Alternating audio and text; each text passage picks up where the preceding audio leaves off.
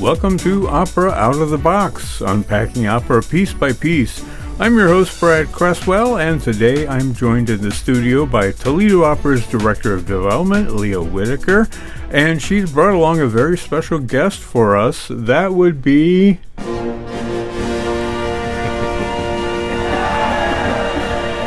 Bob Masters. Welcome, sir. Thank you. It's a pleasure to be here. You are a veteran of World War II. You've got a lot of stories under your belt, and we're going to hear about some of those as we prepare for South Pacific, which is happening in February. You were in the real South Pacific, yeah? I was to an extent of our island jumping up, but I think the real South Pacific is over toward Fiji. Yeah. And some of those with the real South Pacific where probably your show would be showing the people there, but we were up from Tarawa and things like that, Solomons. So you were on the Enterprise, is that right? Yes. Mm-hmm. Yeah, not to be confused with Star Trek, by the way, for those of you that are listening. Thank you, Brad. So what were your duties on board that ship? Well, it was in high school. I hit it. You can't say a sprained wrist would be an advantage, but my teacher, she said I couldn't do typing. She says, "Why don't you step in on my shorthand?" Well, when I joined the Navy at 17 years old, there weren't a lot of shorthand 17-year-old men. Yeah. And as I got joined as a homeless kid, I went down and graduated and joined the Navy. And right away, even in boot camp, would you come help us in the office? Yeah. And from then on, I was always with a group of officers, so-called in their secretarial position. Yeah. Took letters from our admiral aboard ship, but mostly from the captain, the executive officer. But our admiral aboard ship was he had no control of the ship himself. He had control of the division, which we probably had 20 destroyers and the aircraft cruiser, it was called aircraft cruiser, around us. Yeah. So since you were in World War II, can we talk a little bit about how long you've been here? I mean, you just turned 99, yes? Yes. In October, on Halloween. Yeah, Halloween. We talked a little bit before we got started here. Let's hear, first of all, I mean, there's a lot of stuff. I was struck by your long life and what has been invented during your long life. I mean, basically everything except for maybe cars and airplanes, right? And electricity. And electricity. And sliced bread. I actually found out that you're older. The wheel and fire predates him. Yeah, right. There are plenty that predate. Yeah. Yeah, you're right. Yeah. But you can say, and I'm coining this phrase, that you are, well, I guess, what would you say instead of older? You can say older. No, you can say older. Older than sliced. I'm not saying I'm old. Bread. I'm just older. Okay. Older than sliced bread, you could say. There you go. I like him. Yeah. Oh, you two are going to get along I'm great. going to use that one. Yeah. Yeah. So, Leah, you brought Bob here to the podcast, and obviously there's a connection with South Pacific, you know, the real thing. Tell us a little bit about how you came to know Bob or how you found Bob. Well, when we planned this season, one of the major themes that tied together Tosca and South Pacific was this overarching story of war. Both productions take place during periods of war. And so through a grant with the Ohio Humanities, the opera was able to bring in experts to talk about all these different themes. And once we got to South Pacific, I think we really knew as a company that we wanted to do more than just an educational program. We really wanted to do outreach and hear personal stories and find the human element, especially in our local community, because we're Toledo's opera. So we reached out through one of our board members. She happened to be sitting next to Bob at her grandkids' Veterans Day program. I forget which school it was. But Bob was sitting there, looking regal as he does today. And Bob is a really affable person and gets to know strangers quickly, and I think they just struck up a conversation. And it was just sort of one of those fortunate moments, and my board member said, "You've got to call this Bob Masters, he's 99. And it was 15 minutes after I got her text message that I called and introduced myself, and then we went and had juice together. Yeah. Bob was at the most recent honor flight from the Flag City Honor Flight Group. He got to fly to D.C., which I think we're going to talk about here today, but I went out and saw that experience for the first time in my life, and I think I've been personally just impacted by this grant project and my unique job this year to go out and listen to people's stories. And I met Bob instantly, and just some of the jaw-dropping things that he's brought to life that I was reading in history books and in school, and so this is, for me, is really exciting. Yeah, well, it's exciting for all of us. Bob, how old were you when you joined the service? 17. You were 17 when you joined the service. Graduated first week in June, and the next week I went down and joined the Navy. Wow. Jumped on a train from Liberty Center. Can you tell us a story about seeing the Enterprise for the first time? It's strange. That answer is no, because my first assignment was out in Quonset Point, Rhode Island, and some sailors there were getting sea duty, and boy, I'm still 17, and I want that. I want to get out there where it is, so I put in, they sent me to Hawaii, and right away they stuck me in an office on the airport. Anyway, the story went that, or the truth went that we first went aboard, not knowingly. We went aboard from there on the Ranger. That's the first aircraft carrier ever built. Wow.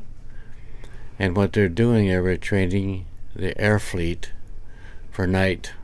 That was 44, middle 44, and radar was just perfecting, but better, to where they could do night flying. And we were night, they were training the pilots and the air group for night training.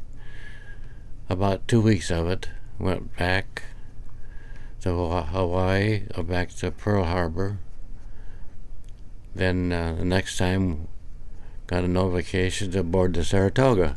And that's a little more recent, You just went where they told you, basically. Oh, the whole group. I was in their flag. Yeah. But the admiral moved, his office moved. There were 3 of us in the flag. I see. The clerical. And then we, one of the incidents out there, one of the planes missed the landing. Landed on top of some planes that were on the deck. It's on the Saratoga. Wow. All the seamen out there, deckhands, what they call them, were all the planes were on fire, pushing them overboard. Really? Just, $1 million. There go. Goodbye. Just hand pushing them by them. Right over the side. Oh my goodness. A lot of them are still on fire. Can you imagine if something like that in 2024 with all our cell phone technology, nobody would be pushing, they'd be busy getting selfies. Yeah. Right. And so anyway, then we went aboard the Enterprise, which was okay. It was well known even at the time. There only was my show 6. CV6 is what I CV6. The big E. That's the big E is the CV6. So 1 was the Ranger, 2 was the Saratoga. Then there was a class of 4 there: Hornet, Wasp, Lexington, and Enterprise. Wow. Enterprise was designated as the night carrier. And I think our planes, I used to watch them from the deck, would fly pretty much all night is all. Yeah. Well, I do have a quiz, and I want to hear some more jaw-dropping stories from you as we move on in this podcast. But this is a world history quiz that I've got world events in history. There's only 5 questions in this one, so I couldn't get all the events, that have happened in the last 99 years. But I did have a few. And I have a little music that I'll start here. Okay. So it's a multiple choice quiz. So there are three Good. answers that I give you. Only one of them is correct, okay? Now let's wait until I read the whole thing first. Sure. And then we'll go back and see what we did. Okay. First question is, what major economic event began in October of 1929? Would it be A, the Great Recession, B, the Great Depression, or C, the post-war boom? So A, B, or C for that question. The next question is, which event marked the start of World War II in 1939? Would that be A, Germany's invasion of France, B, Germany's invasion of Poland, or the bombing of Pearl Harbor? That's C. Now remember, this is for everybody, not just the United States joining it later. Okay, the third one. Which global conflict was characterized by the U.S.-Soviet rivalry from the late 1940s until 1991? Is it A, World War III? Is it B, the Cold War? Or is it C, the space race? And it's Soviet-U.S. conflict, rivalry from the late 1940s to 1991. Okay, the next question is, what major event occurred in 1969 that was a milestone in space exploration? 1969, one of my earlier memories. Was it the first satellite launch? Was it the first man-moon landing? Or was it the Mars rover landing? And the final question is, which significant structure fell in 1989, symbolizing the end of the Cold War? Was it A, the Berlin Wall, B, the Iron Curtain, or C, the Great Wall of China? Did you think those were fairly easy to get, Bob? Whether it be correct or not, yeah. Well, I can, make no guarantees as to, as to what's correct and what isn't. That's fine. I remember them all. So the first question, what major economic event began in October 1929? That would be the Great Depression. That was B. Which event marked the start of World War II? That would be Germany's invasion of Poland. You get that right? Yeah. The global conflict with the U.S.-Soviet rivalry from the late 1940s to 1991 is the Cold War. B, the Cold War. 4. What major event occurred in 1969 was a milestone in space exploration? That would be the first manned moon landing. And finally, which structure fell in 1989, symbolizing the end of the Cold War? Is the Berlin Wall. Did we get all those correct? Well, as far as you're concerned. Yep. As far as I'm concerned, yes, indeed. So, if I were to ask you to tell us probably one of your most impressive, jaw-dropping stories, what would you say in return, Bob? I would say the dropping of the atom bomb. It changed everything. The reason I bring it up is it's where I was at that brought up so much of the interest and so forth. Yes. Can you tell us more about that? What your experience with it was? The Navy, many military allowed you 2 years overseas, and then you rotated. And just before Iwo Jima had fallen, Okinawa, yeah. Some of my names will be right. Okinawa was terrible because of the whole suiciders. Yeah. But then we got hit and bombed back to Pearl Harbor, and then they transferred me off because I had my 2 years in.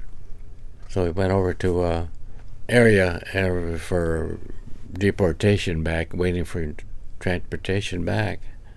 And it was in like a big gym there at Schofield, I think.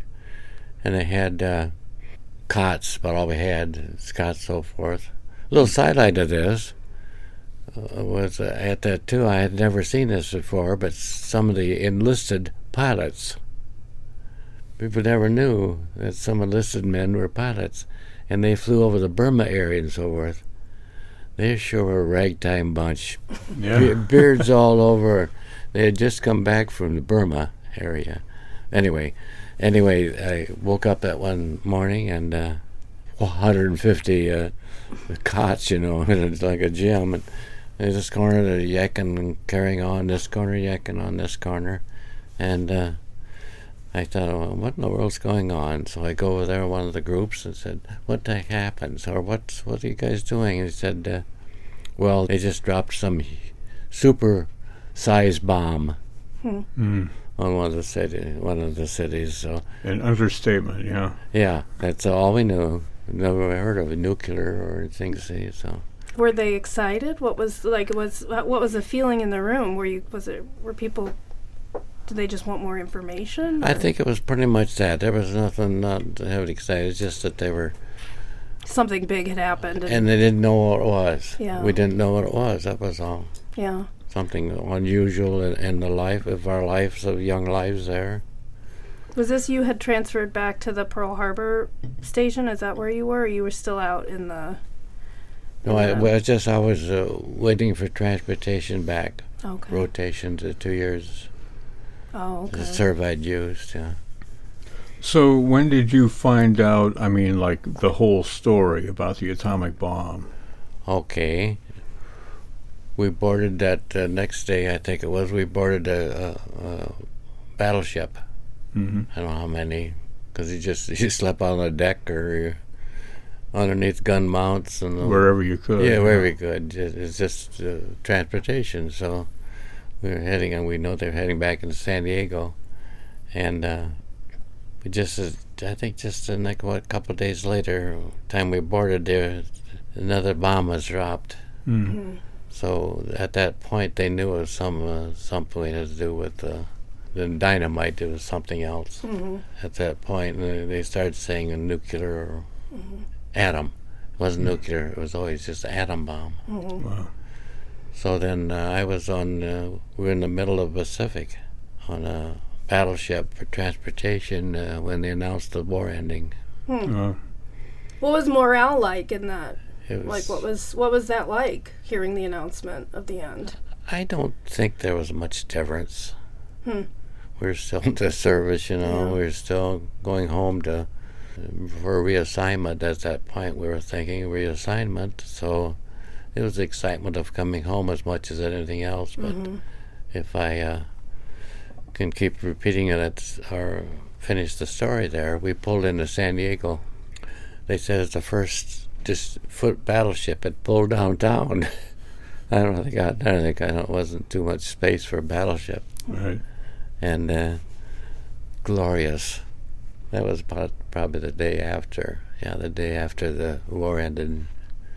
I still remember. I still can see the bands playing on the dock. We're up high, a big just battleship, and the docks, every place, were just filled with people. And Dinah Shore came aboard, and I watched her go up in the highest part and with a microphone was singing, and Wow. it was a glorious time. And Yeah. several years after that, Brad, after that too, the country was just like that. It was a glorious country. People were so friendly. So it's hard to imagine what it was then and what it is now. Yeah.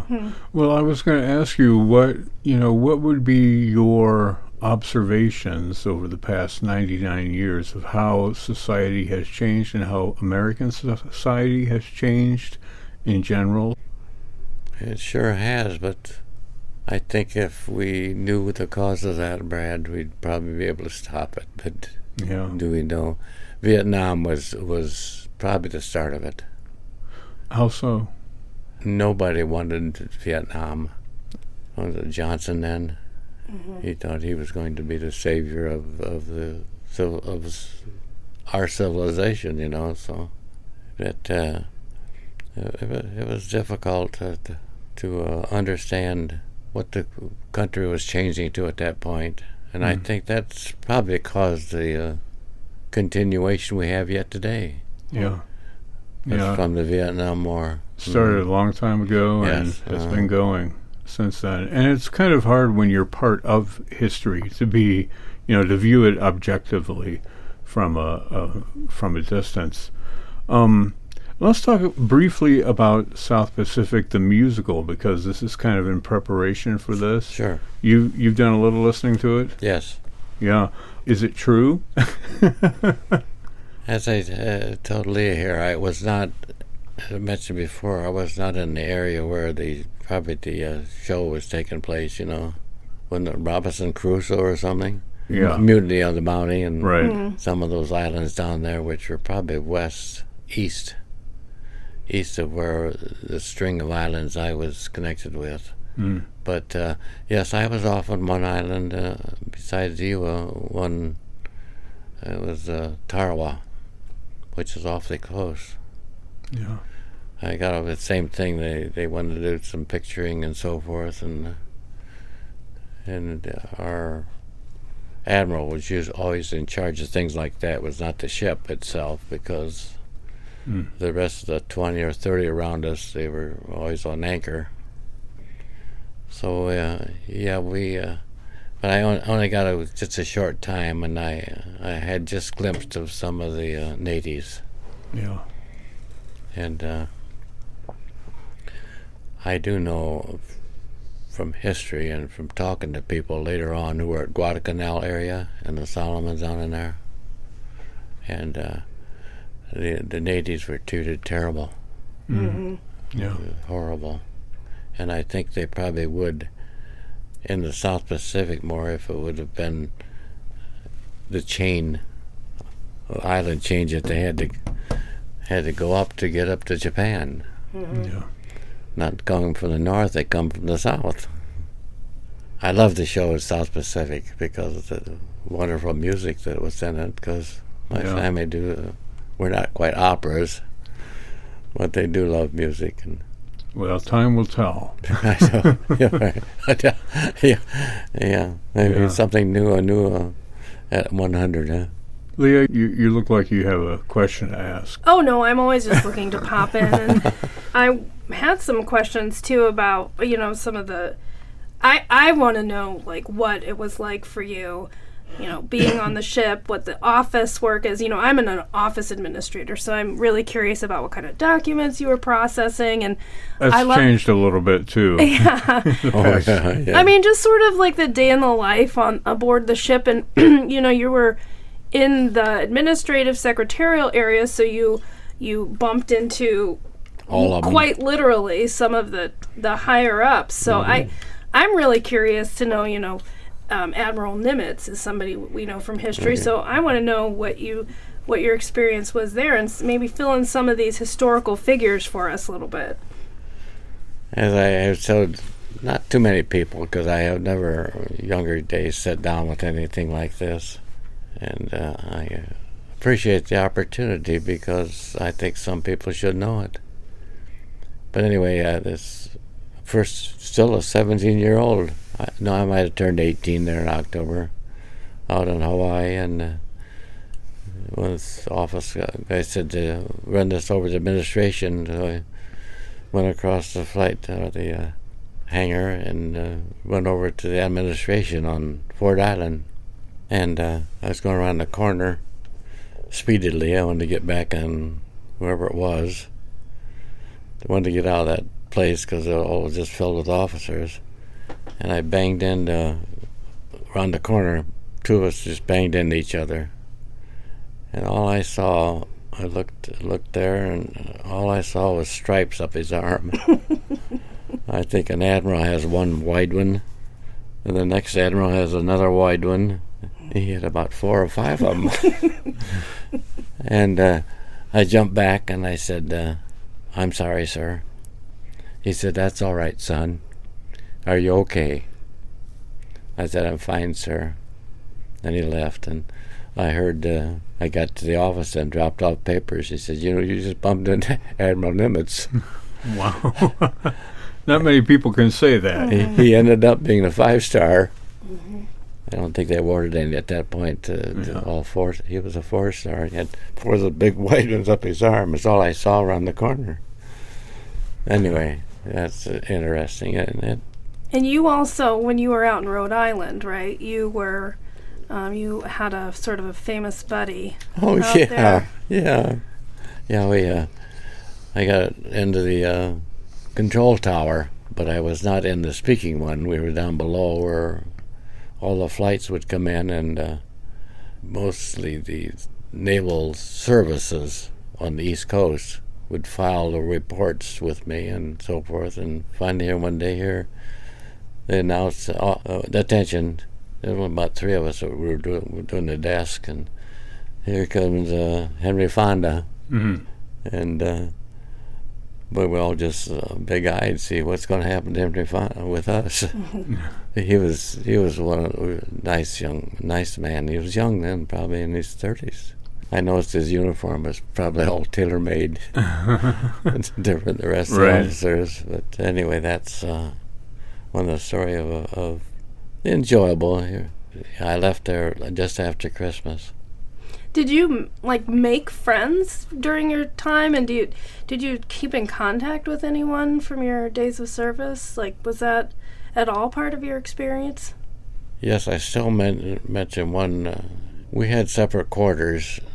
There was signalmen's in there, and enlisted men have our own quarters. There's 6 or 8 of us in there, and I knew them all, but I don't think we made any close contact with anybody until after my 30 days at home. I was reassigned and sent back out to San Diego again. Well, got up to waiting for reassignment in Detroit, and stuck me in the office. Come over, would you? Because we're in a hotel. Come over, would you help us in the office? Sure. A few days later, he come back. He said, I've been trying to get you stationed here, but I was turned down. I didn't know this stuff, where somebody above was watching over you. And they said, you've been part of the Naval Air Force. And I knew I was always at an airport. But he gave me a paper. He gave me a couple of my complete package of credentials, and he gave me another one.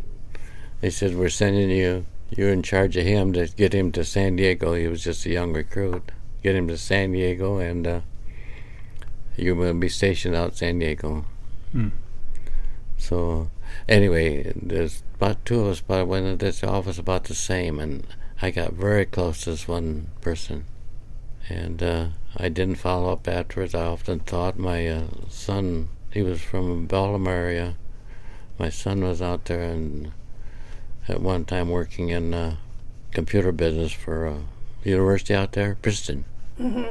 He was a computer work for Princeton, and I asked him to look up that, because I knew that he was from Baltimore, and he looked that up, and he said he found an obituary of him. And I was often sorry I didn't, because we were so close. In San Diego, we lived in the YMCA. You had your opportunity. The war was over. We had an opportunity to live in the YMCA, and it was just like a job. And I loved San Diego at that point. He and I always went to this hamburger joint before McDonald's, and we were going to buy it. Really? Yeah, we had lined up to buy it. Wow. So what happened? Well, they come along and said, your points. I always had, when the war ended, I had points to get out. But my position was frozen. They finally says, well, I guess they didn't need secretaries so much, so you have your opportunity to go back to Chicago and get discharged. He and I talked about it. He said he'd kind of like to go back to Baltimore too, so we canceled the order to buy it. What was his name? Frank Savella. Frank Savella. And just think, you could have been like Ray Kroc or the McDonald's brothers, right? That's one of your shouldn't have, or your should have. I've told Leah, I've got a lot of should and shouldn't haves. I wonder if you can take us through, let's say when you were on an assignment that is, kind of exciting, kind of kept you on your toes. Take us through the day in the life. I mean, from dusk to dawn, or from dawn to dusk. What were your responsibilities? What did you have to do? Well, I gave it real closely, real specific on the Enterprise, a day on Enterprise. We had quarters. We weren't too far. Our office was just below the flight deck. In fact, I could go out of the side area there where all the gun mounts were, and my eyes would be about level with the flight deck. But anyway, we go up the morning, and maybe not every morning, but we'd do our showering, and it was so different other place I'd been around, because you go down in the shower area, fresh water. They only open the shower certain times because of the fresh water. You go and shower. Now this is the morning, you shower probably 6 as the bugle would blow, the whole ship would wake up. We'd have our shower. With the nice thing about it was there and not other ship, we would step into the shower and soap down and step out of the shower then. And you took a very quick shower, I take it. No, you took your turn out. The other crews would be going through, other servicemen were going through, doing the same thing, and kind of rotate back. Oh my goodness, like an assembly line then shower. You go back and then you go back and get rinse? showered off then. Oh, that's so funny. Dried off. Was the water warm? Yes, it was good. It was nice. It was good. fast. Wow. I went across. We got Iwo Jima. Mm-hmm. We, in fact, I was sitting on the flight deck. I didn't have any general quarters or anything, and every time we were in a close operating zone, we'd have general quarters. In the morning was the wake-up call. General quarters. We'd latch everything down. I was sitting on the outside by the gun mounts, and I saw a lot of smoke over the distance. And here, that was another air group. The Franklin had been bombed, and they weren't in general quarters. The bomb went down. It's about 3 decks and just ruined the inside of it.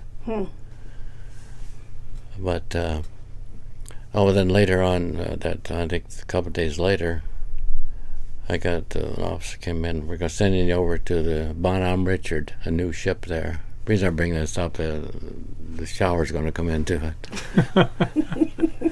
I come in. The Bonhomme Richard was a new ship just out there, and the admiral in that division was moving to that. The officer says, "We want you and go over there and set up their new office."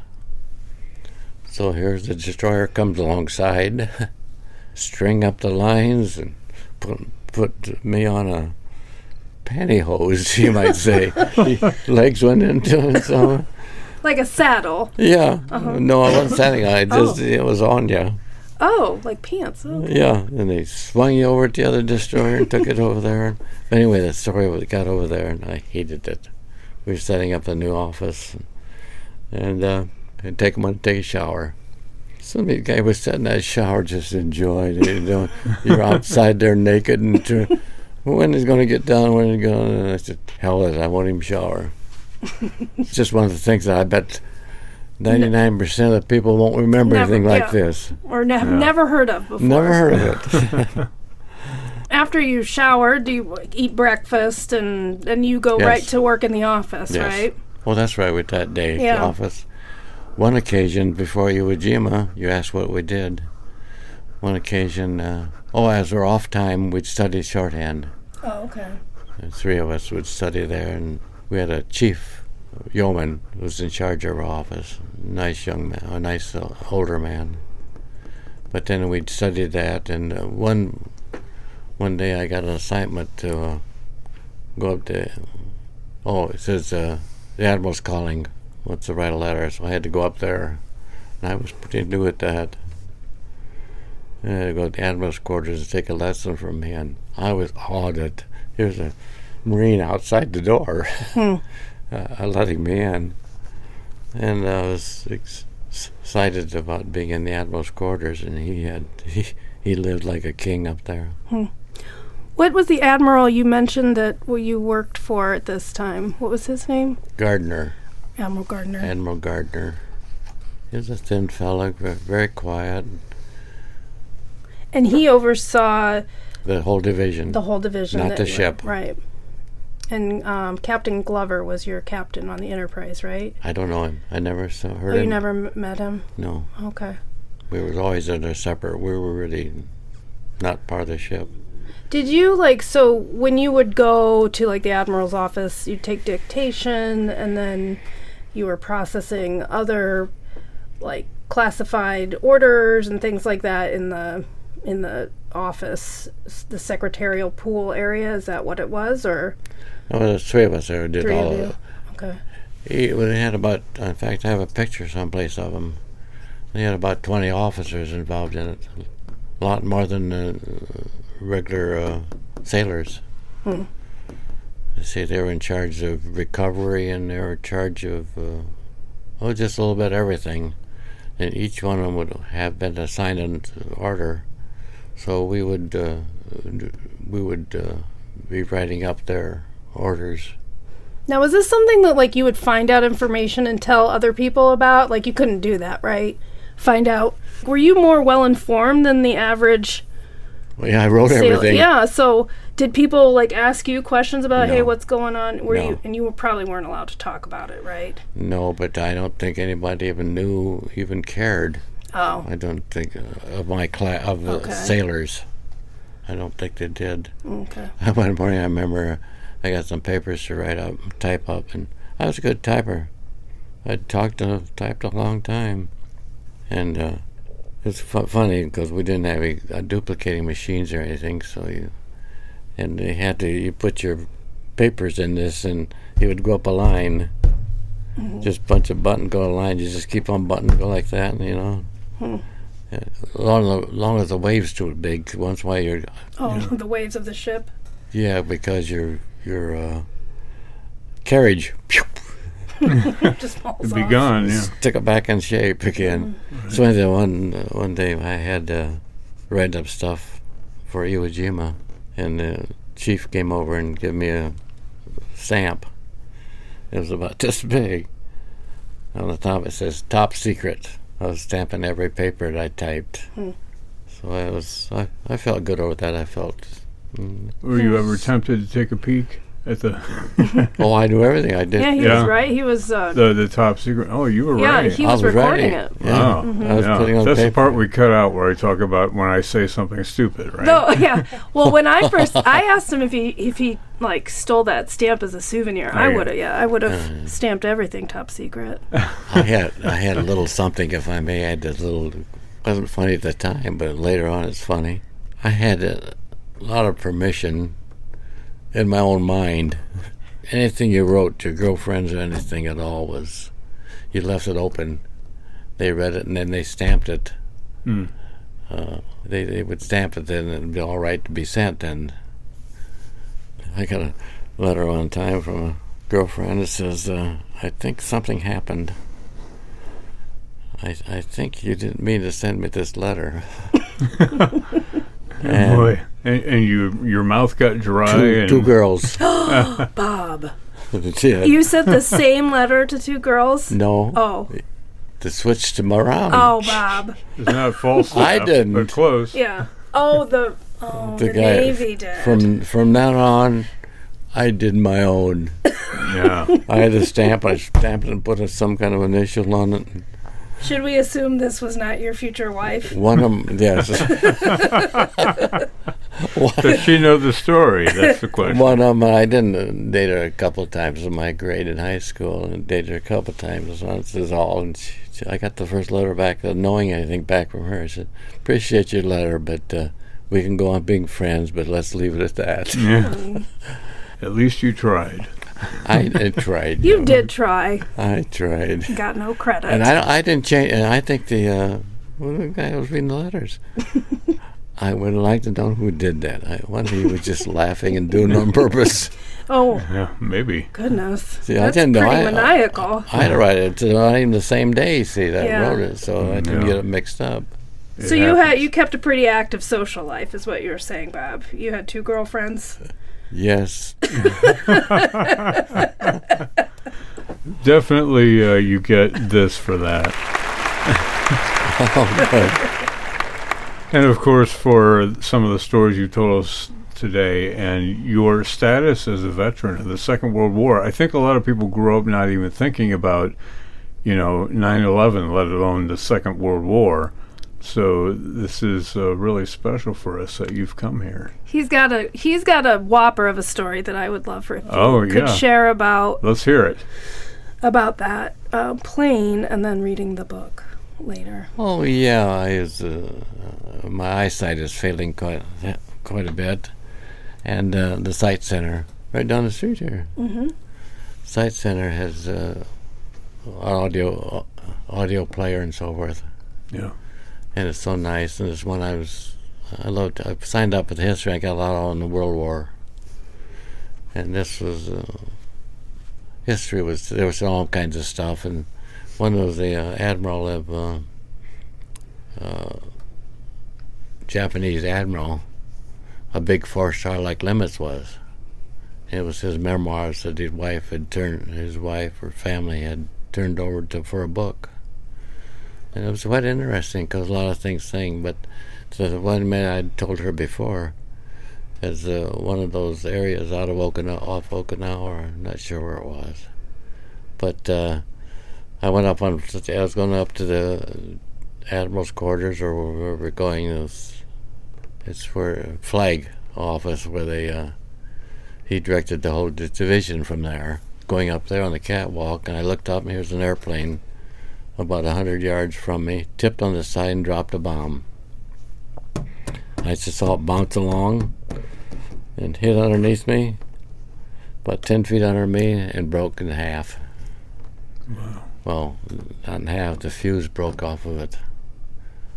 And that's where they got the Purple Heart from, because it was smoked up bad and my lungs were filled with the smoke from it. Wow. Anyway, I mentioned to her when she first interviewed that I was reading this book. And this admiral was, near the end of the war, he was telling about the suiciders and all that kind of stuff. And he said he had one of his top pilots was not a suicider. He dropped a bomb on the Enterprise and it didn't go off. Oh, wow. I read that like 70 or 80 You were years there. later. Yeah. Talking about his bomb. My Right. bomb. I think amazing. they announced I had to give a little information on what it was for the ship or to write it up, Yeah. and it skidded on an elevator, and the elevator wasn't flat with the flight deck where they brought the planes up and down, Right. Oh. and it caught on that and didn't penetrate, and because it had tipped or something, didn't penetrate. Wow. That's how it ended up bouncing around. And it just kicked the fuse off so it didn't detonate. Yeah, because it was bouncing it and knocked the fuse off. What an What a amazing miracle. story. Yeah. You were meant to be here. And you just read that book just a few Yeah, weeks ago. a few weeks ago I read the book. Yeah. And when I say you were meant to be here, I mean in this I know very what you mean. studio. I know what you mean. Yeah. Yeah. I want to think about that. I do. Yeah. I've thought about it my life. I'm not religious, but my wife made me go to church. But I quite often I say, why? Yeah.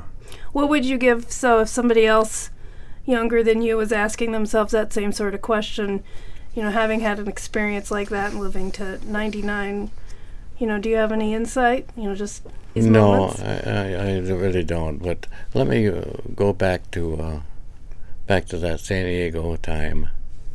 I don't think now people can realize what this country was and what we have through the years' time. What we have, the responsibility we have for the young people. I was thought of this because of the, like you say, I had a granddaughter with 3 boys. In Perrysburg, you have 3 different schools. Yeah. So the middle school, they call it, gorgeous kids. Their mothers are, no, this is the time I was in the grade school. Those first graders come in and they're so cute. And your mother know there's going to have a program that day, and they're on their little dresses and their hairs, and they're so cute. And then went into the middle school too, with hundreds and hundreds. One grade filled the whole side of a wall of the gymnasium wall, and I thought the responsibility we've had is not political. It has something to do with putting this thought in the wonderful country we're living in to those young kids. Yeah. Because they know they're going to be that, and I do have a feeling there that they're going to be much more advantageous with the technologies and so forth, but they're going to have to live with that differently than we had to live with. Mm-hmm. Yeah, I'm sure it'll be very different. It's already very different from the greatest generation, to whatever is there now. I'm a boomer, so anything past boomers, I know. I don't think of them. I'm a millennial. We're not any better. Yeah. Yeah. All right. Throw the phones away. That's what Bob says. Yeah. Well, thank you so much for joining us today, Bob. It's been a real pleasure just to hear a little bit of your life and your stories from that time. It's really a privilege for us to spend time with you. So thank you for coming on today. Thank you for your service, Bob. Sure, Yes. Thank you. It's been so fast, you might say, of reaching this age with very few World War II anymore. You don't think about, pretty soon you think, quite an exception of being a World War II anymore, because you have to be 97, see, to be in the war. So I know time flies so fast, and I hope that the other people like you that can realize what you have to be good Americans. Yeah, absolutely. Bob Masters has been our guest today. Bob is a veteran of the Second World War, served on many ships and many different missions, and we talked a little bit about that today. You've been listening to Opera Out of the Box, which is a co-production of WGTE Public Media and Toledo Opera, with additional support from Ohio Humanities. You can find previous episodes online at our website, WGTE.org. And of course, you can dive into all things Toledo Opera at their website, ToledoOpera.org. Again, I want to thank my guests, Leah Whitaker and Bob Masters. I'm your host, Brad Cresswell, and this has been Opera Out of the Box.